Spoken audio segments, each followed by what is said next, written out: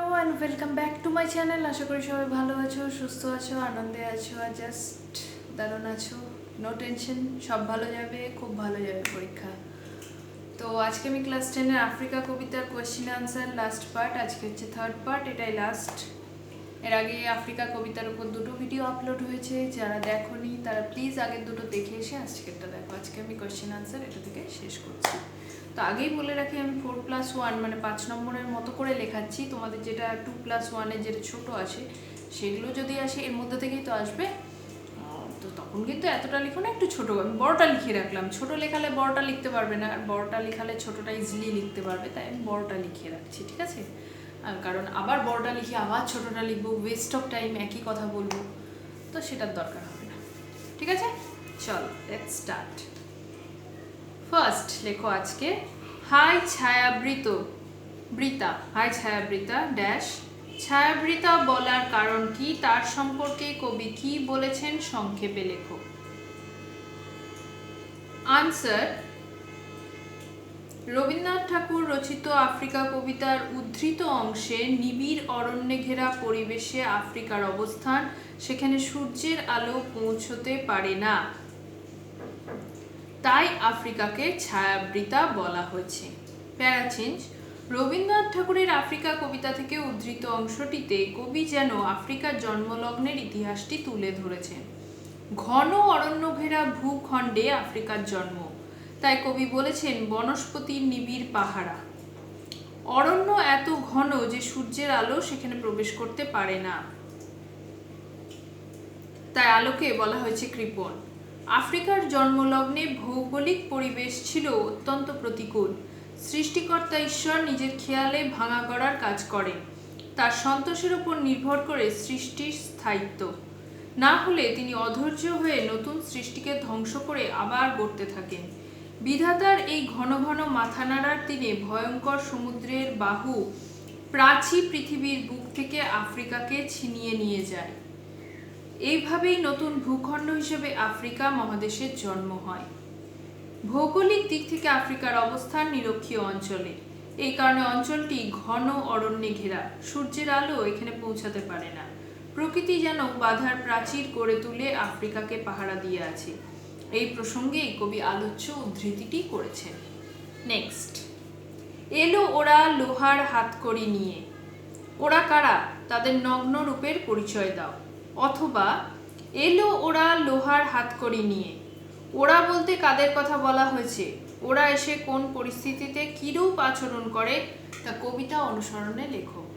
Answer, Rabindranath ঠাকুরের লেখা Africa কবিতার উদ্ধৃত অংশে আফ্রিকার বুকে ইউরোপীয় সাম্রাজ্যবাদী শক্তিগুলির আসার কথা বলা হয়েছে। প্যারা চেঞ্জ, সভ্যতার শুরুতে আফ্রিকা ছিল আদিম অরণ্যে ঘেরা দুর্গম এক ভূখণ্ড। পৃথিবীর পরবর্তী সময়ে দীর্ঘকাল জুড়ে আফ্রিকার প্রতি উদাসীন ছিল সভ্য দুনিয়া।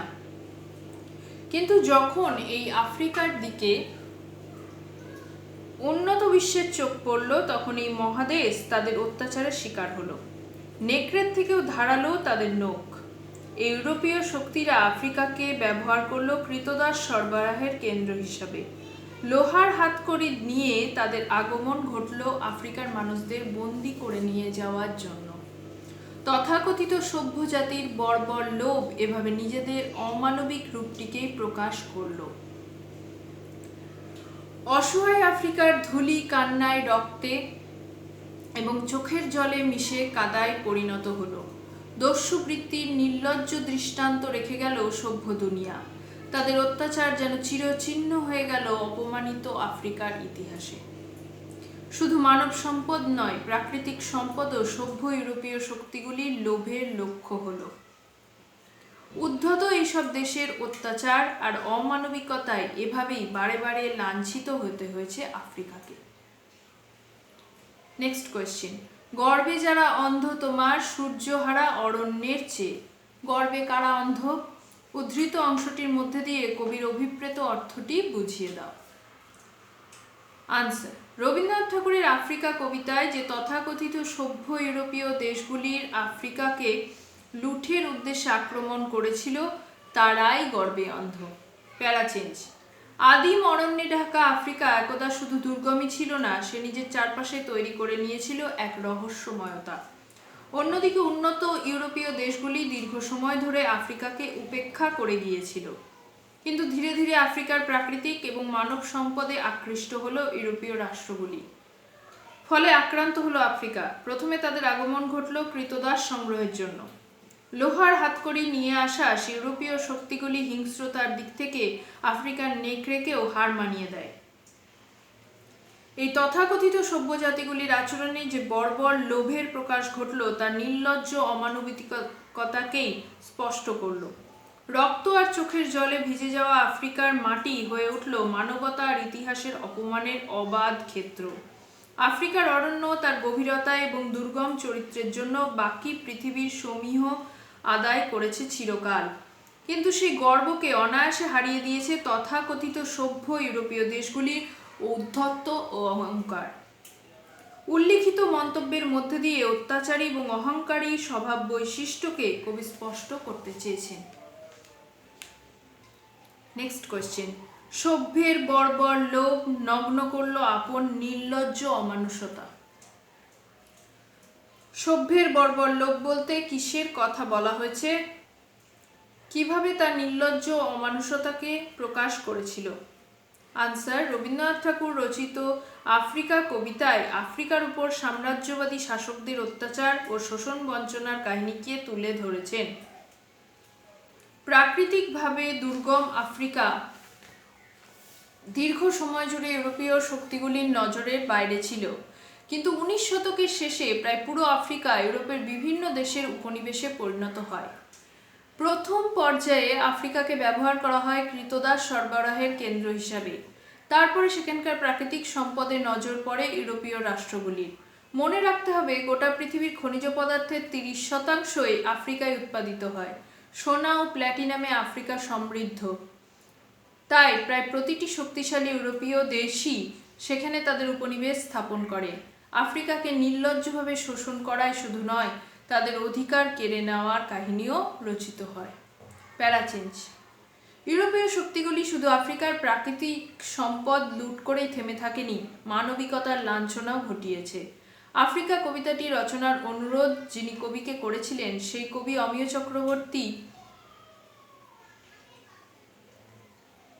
এর এক প্রত্যক্ষ বর্ণনা দিয়েছেন তার নিজের লেখায়।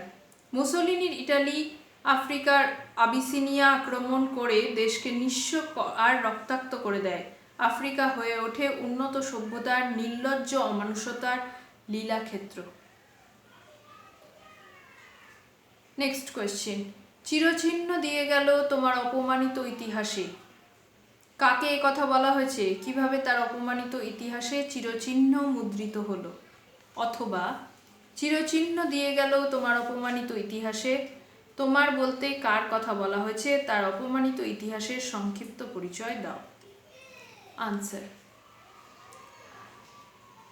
রবীন্দ্রনাথ ঠাকুর রচিত আফ্রিকা কবিতার উদ্ধৃত অংশে সাম্রাজ্যবাদী ইউরোপীয় শক্তিগুলি আফ্রিকার অপমানিত ইতিহাসে চিরচিহ্ন দিয়ে গিয়েছিল।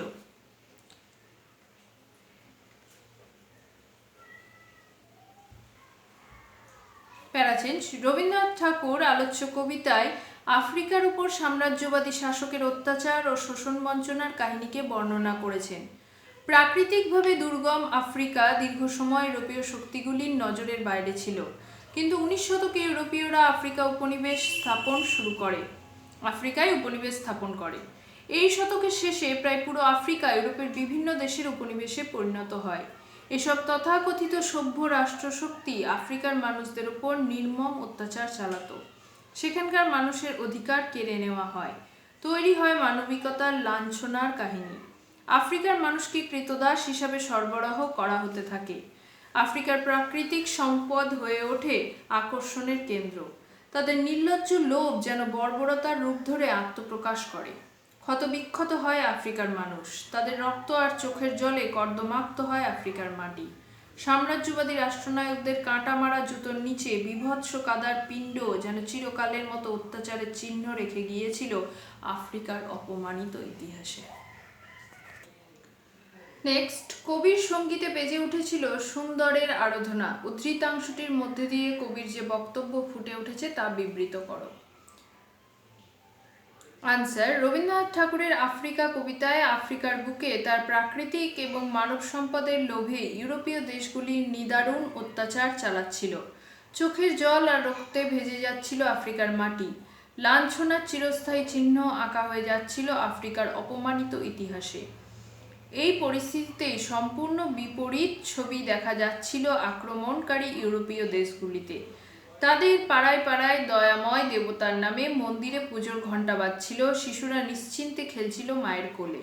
অর্থাৎ আফ্রিকায় যে মৃত্যু এবং রক্তাক্ততার ঘটনা ক্রমাগত ঘটে চলেছিল তা কোনোভাবেই ইউরোপের জনজীবনকে স্পর্শ করতে পারেনি। আর সেই শান্ত নিস্তরঙ্গ জীবনের সঙ্গে সাদৃশ্য রেখেই ইউরোপীয় কবির সঙ্গীতেও বেজে উঠেছিল সুন্দরের আরাধনা। অর্থাৎ সেখানে মানবতার লাঞ্ছনার কোনো প্রতিক্রিয়াই দেখা যাচ্ছিল না। কবিরা সত্যদ্রষ্টা, তারা সুন্দরের পূজারী, কিন্তু সেই সুন্দর তখনই সার্থকভাবে প্রতিষ্ঠিত হয় যদি তার সঙ্গে মানবতার সংযোগ থাকে। যখন কবিরা এই মানবতার অপমানের সময়ে মুখ ফিরিয়ে থাকেন তা কবিতার জন্য উচিত কাজ হয় না, এমনকি সভ্যতার জন্য নয়। ইউরোপে এভাবেই জীবন থেকে বিচ্ছিন্ন কবিতার চর্চা লক্ষ্য করেছিলেন কবি, যা সভ্যতার গ্লানিকে বাড়িয়ে দিয়েছিল।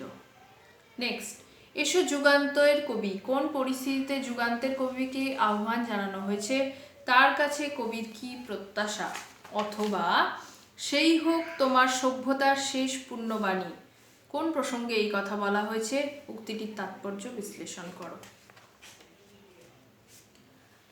আফ্রিকা কবিতায় রবীন্দ্রনাথ উন্নত ইউরোপীয় দেশগুলির দ্বারা আফ্রিকার শোষণ ও লাঞ্ছনার এক করুণ ছবি তুলে ধরেছেন। সভ্যের বর্বর লোক কিভাবে নিজেদের নির্লজ্জ অমানুষতাকে প্রকাশ করে তার দৃষ্টান্ত কবি তুলে ধরেছেন। আফ্রিকাকে এই লাঞ্ছনার হাত থেকে মুক্তি দিতেই কবি যুগান্তের কবিকে আহ্বান জানিয়েছেন। প্যারাচেঞ্জ।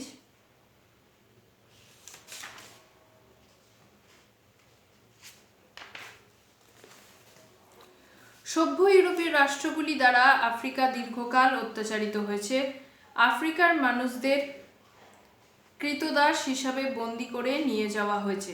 এক সেকেন্ড, জাস্ট ওটা দেখে নিলাম। আফ্রিকার মানুষদের কৃতদাস হিসাবে বন্দি করে নিয়ে যাওয়া হয়েছে। আফ্রিকার প্রাকৃতিক সম্পদ লুণ্ঠিত হয়েছে, তাদের রক্তে আর অশ্রুতে মিশে তৈরি হয়েছে অপমানের ইতিহাস। কিন্তু আফ্রিকায় এই লাঞ্ছনা সভ্যতারও অপমান। তাই অত্যাচার যখন নির্মম হয়ে উঠেছে, সভ্যতার সেই বিপন্নতার সময় কবি যুগান্তের কবিকে আহ্বান করেছেন। মনুষ্যত্বের প্রতীক হিসাবে তাকে দাঁড়াতে বলেছেন মানহারা মানবী আফ্রিকার সামনে এবং ক্ষমা প্রার্থনা করতে বলেছেন। কবির মতে সেটাই হবে হিংস্র প্রলাপের মধ্যে সভ্যতার শেষ পুণ্যবাণী। এই ক্ষমা প্রার্থনা শুধু অত্যাচারী শক্তির কৃতকর্মের জন্য অনুশোচনাকেই প্রকাশ করবে না, তা বিবেকের জাগরণ ঘটিয়ে এক শুদ্ধ মানবিক পৃথিবী প্রতিষ্ঠারও ইঙ্গিত রেখে যাবে। ঠিক আছে, লাস্ট কোয়েশ্চেন, একটু ওভারল্যাপিং, কিন্তু যেহেতু এটা ঘুরিয়ে আসতে পারে, মানে একটু ঘুরিয়ে আনসারটা লিখতে হবে, তাই আমি লিখিয়ে দিচ্ছি। দাঁড়াও ওই মনহারা মানবীর দ্বারে, বলো ক্ষমা করো। মনহারা মানবী কথাটি ব্যাখ্যা করো। কাকে কেন তার কাছে ক্ষমা চাওয়ার কথা বলা হয়েছে? ফার্স্ট পার্টটার জন্য আমি আনসারটা লিখেছি, সেকেন্ড পার্টটা অলমোস্ট আমি লিখিয়ে দিচ্ছি, তাও বাকিটা পরে বলছি। রবীন্দ্রনাথ ঠাকুরের আফ্রিকা কবিতায় কবি আফ্রিকাকেই মানহারা মানবী বলেছেন, কারণ উন্নত ইউরোপীয় সভ্যতা আফ্রিকাকে শোষণ করলেও আফ্রিকার জীবনধারা, কৃষ্টি ও সংস্কৃতিকে স্বীকৃতি দেয়নি। উপেক্ষা আর অপমানের অন্ধকারে কলঙ্কিত আফ্রিকাকে ডুবে থাকতে হয়েছে। দাস ব্যবস্থা থেকে উপনিবেশিকতা, বঞ্চনার ইতিহাস আফ্রিকাকে ঘিরে আছে। মানহারা মানবী কথাটি দ্বারা এই বঞ্চনার দিকে ইঙ্গিত করা হয়েছে। প্যারাচেঞ্জ। যুগান্তের কবিকে এখানে ক্ষমা চাওয়ার কথা বলা হয়েছে, কারণ কৃষ্টিশীল কবি মাত্রে সত্য এবং সুন্দরের কথা বলেছেন। তাই যে শোষণ লাঞ্ছনার শিকার হতে হয়েছে আফ্রিকাকে, একজন কবি তার সংবেদনশীলতা দিয়ে তা উপলব্ধি করতে পারে। আফ্রিকা কবিতা রচনার সময়কালে ইউরোপের বিভিন্ন দেশে শাসন ক্ষমতার পরিবর্তন হতে থাকে।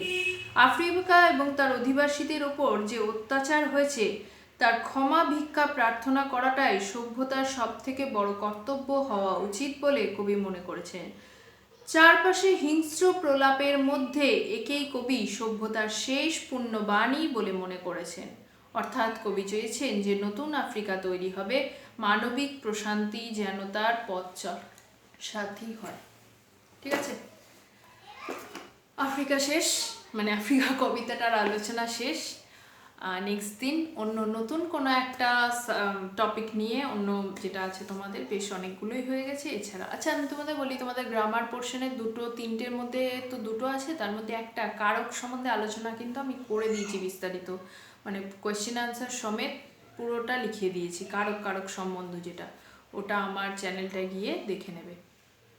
আর যেটা বলছি, তোমাদের অনেক প্রশ্নই মনে হবে ওভারল্যাপিং, কবিতা এটা বেশি হয়, তাই বারবার সাজেস্ট করব, আমাকে তো বলতে হবে, কারণ বিভিন্ন দিক দিয়ে ধরে আসলে একটু টুইস্ট হয়। তোমাদের বলবো প্রত্যেকটা পার্ট বাই পার্ট মুখস্থ করতে যেও না, সময় কম বা অন্য সময় ফালতু হয় সেটা। প্রত্যেকটাকে যদি 5-6 বার ভালোভাবে রিডিং পড়ে নাও না নিজেদের লেখা, আমার মনে হয় সেটা খুব ভালো হবে। আর লাস্ট মিনিট সাজেশনের জন্য বলবো, তখন আর ওই পড়ার ঝামেলা রেখো না, তখন একটু অডিও আমার এগুলো শুনে নিও, সেটা অনেক হেল্পফুল হবে। হ্যাঁ, এই টেনশনের কোনো কারণ নেই, সবটা খুব ভালোভাবে হবে। শুধু তো বাংলা না, বাকি সাবজেক্টগুলোও পড়বে। তো চলো, যদি এটা হেল্পফুল মনে হয় প্লিজ আমার চ্যানেলটাকে লাইক করো, শেয়ার করো, সাবস্ক্রাইব করো, মন দিয়ে পড়াশোনা করো, টেনশন করো না, ভালো থেকো, সুস্থ থাকো, এখন সেটা সব থেকে বেশি ইম্পর্ট্যান্ট। টাটা।